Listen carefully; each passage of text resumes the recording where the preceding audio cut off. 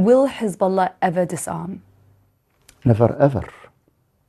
لكن قبل ሰላም አድማጮች ፕሬዝዳንት ትራምፕ ወደ ኢራን ወደቦች የሚደረግ ጉዞ ላይ የተጣለው እገዳ እንደሚቀጥል ሲያስታውቁ ኢራን በበኩሏ የሆርሙዝ ወሽመጥ ለቀሪዎቹ የተኩስ አቁም ቀናት መከፈቱን አስታውቃለች። በሌላ በኩል የእስራኤል መከላከያ ሚኒስቴር ሂዝቦላ ላይ የተከፈተው ዘመቻ አሁንም አልተጠናቀቀም ሲሉ የሂዝቦላ አመራር ደግሞ መቼም ትጥቅ አልፈታም ሲል ዝቷል። ይህ የምሽት የሻይ ሰዓት መረጃችን ነው። አብራችን ቆዩ።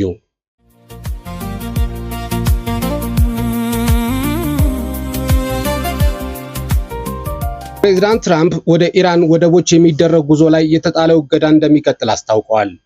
ፕሬዝዳንት ዶናልድ ትራምፕ አሜሪካ ከዚህ ሳምንት መጀመሪያ አንስቶ የወሰደችው ወደ ኢራን ወደቦች የሚደረግ ጉዞን የማገድ እርምጃ ቴሄራን ስምምነት ላይ እስከምትደርስ ድረስ በሙሉ ኃይልና ተፈጻሚነት እንደሚቀጥል ተናግረዋል።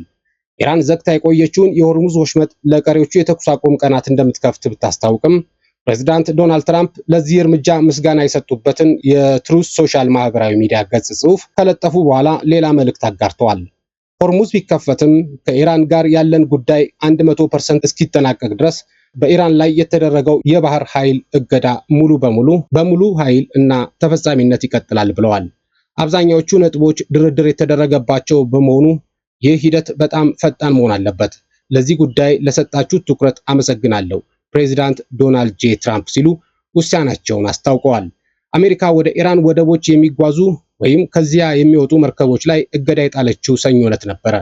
የፕሬዝዳንት ትራምፕ አስተዳደር በዚህ እርምጃ አማካኝነት ኢራን ከፔትሮኬሚካል ሽያጭ የምታገኘው በቢሊዮን የሚቆጠር ዶላር እንዲቋረጥ በማድረግ ዓላማ አለው። ኢራን በበኩሏ የሆርሙዝ ወሽመጥ ለቀሪዎቹ የተኩስ አቁም ቀናት መከፈቱን አስታውቃለች። የሆርሙዝ ወሽመጥ ለቀሪዎቹ የተኩስ አቁም ጊዜ ሙሉ በሙሉ ክፍት እንደሚሆኑ የኢራን የውጭ ጉዳይ ሚኒስቴር አባስ አግራቺ አስታውቀዋል።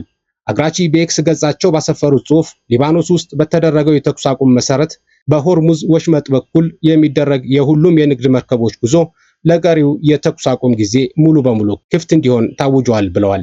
ለ40 ቀናት የተዋጉት አሜሪካና ኢራን በፓኪስታን አሸማጋይነት የ2 ሳምንት ተኩስ አቁም መፈጸማቸው ይታወሳል። ይህ የተኩስ አቁም በሚቀጥሉት ሳምንታት ሮብ ይጠናቀቃል። የውጭ ጉዳይ ሚኒስቴሩ በመርከቦች ጉዞ የሚካሄደው የኢራን እስላማዊ ሪፐብሊክ የወደብና ማራታይም ድርጅት አስቀድሞ ባሳወቀው የተቀናጀ መስመር በኩል እንደሆነም ገልጸዋል። ለኢራን ውሳኔ ምላሽ የሰጡት የአሜሪካው ፕሬዝዳንት ዶናልድ ትራምፕ አመሰግናለሁ ሲሉ ትሩዝ ሶሻል በተባለው የማህበራዊ ሚዲያ ገጻቸው ጽፈዋል። ትራምፕ ኢራን የሆርሙዝ ወሽመጥን ሙሉ በሙሉ ክፍት መሆኑንና ለሙሉ ጉዞ ዝግጁ መሆኑን አሁን አስታውቃለች፣ አመሰግናለሁም ብለዋል።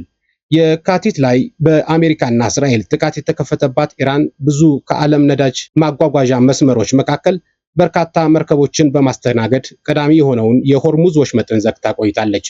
ለዚህ እገዳ ምላሽ የሰጠችው አሜሪካ ደግሞ በዚህ ሳምንት መጀመሪያ በወሽመጡ በኩል ወደ ኢራን ወደቦች ጉዞ እንዳይደረግ ከልክላለች። በሌላ ዜና የእስራኤል መከላከያ ሚኒስቴር ሂዝቦላህ ላይ የተከፈተው ዘመቻ አሁንም አልተጠናቀቀም አሉ።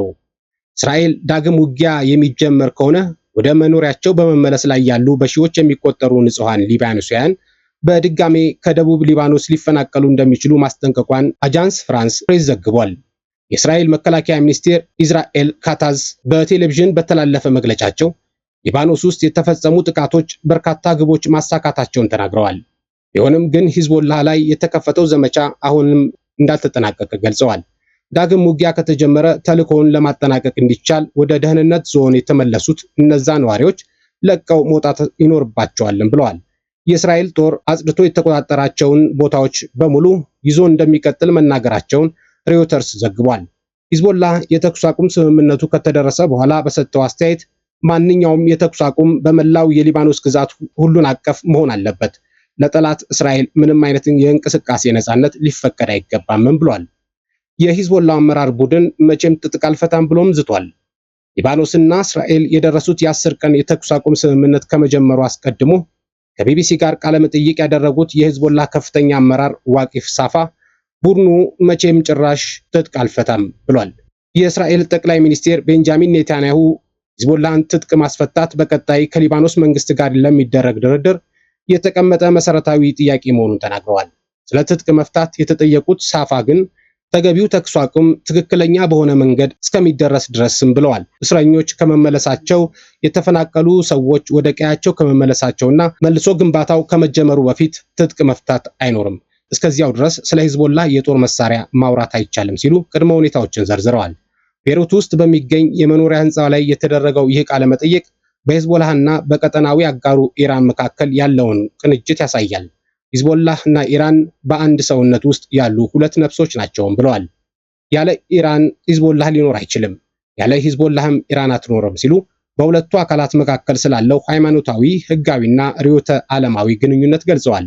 የሺአ እስላም ፖለቲካዊ እና ወታደራዊ ቡድን የሆነው የሂዝቦላህ እንደ አሜሪካ፣ ዩናይትድ ኪንግደም፣ እስራኤልና በርካታ የዓለም ሀገራት በሽብርተኝነት ድርጅት ተፈርጇል። ቡድኑ የአሁኑን የመካከለኛው ምስራቅ ጦርነት የተቀላቀለው የካቲት ላይ ወደ እስራኤል ሮኬቶችን ከተኮሰ በኋላ ነው። ሂዝቦላህ ይህን ጥቃት የፈጸመው በኢራን ጠቅላይ መሪ ላይ ለተፈጸመው ግድያ እንዲሁም ከህዳር 2016 ዓ.ም አንስቶ እስራኤል በየቀኑ በሚባል ደረጃ ሊባኖስ ላይ ስትፈጽም ለነበረው ጥቃት በአጸፋ ምላሽነት መሆኑን ገልጿል።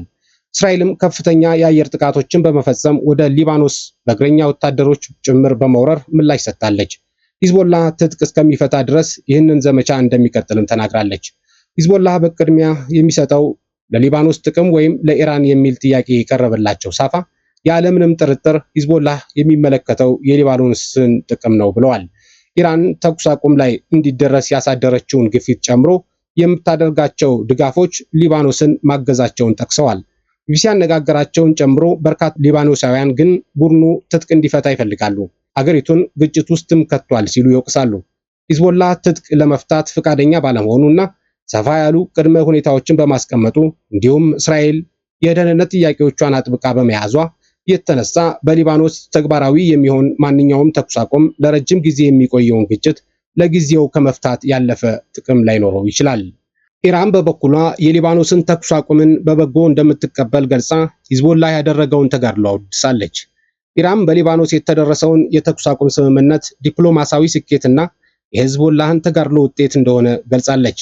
ቴህራን የተኩስ አቁሙን የምትመለከተው በፓኪስታን አሸማጋይነት ከአሜሪካ ጋር የተደረሰውን ሰፊ መግባባት አካል አድርጋ እንደሆነ የኢራን የውጭ ጉዳይ ሚኒስቴር ቃል አቀባይ ኢስማኤል ባቃሂ ተናግረዋል።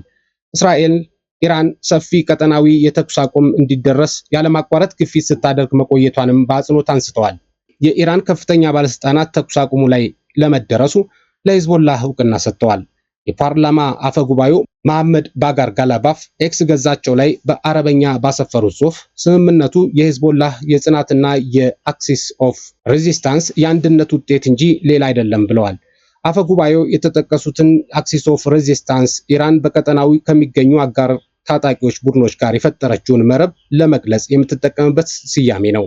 የኢራን አብዮታዊ ዘብ የኩድስ ኃይሎች አዛዥ የሆነው ኢስማኤል ቃይ በበኩላቸው ሂዝቦላህን ባለ ድል ሲሉ ጠርተውታል። ስምምነቱ የሊባኖስ የትግል ኃይሎች የጽናትና ኢራን እስላማዊ ሪፐብሊክ ድጋፍ ውጤት መሆኑን ገልጸዋል። የኢራን መገናኛ ብዙሃን የሊባኖስ ተኩስ አቁምን በተመለከተ ዘገባዎቻቸው ያስተጋቡት የሂዝቦላ ተጋድሎ እና የቴህራን ዲፕሎማሲያዊ ጫና ውጤት ነው የሚለውን የከፍተኛ ባለስልጣናቱን አገላለጽ ነው።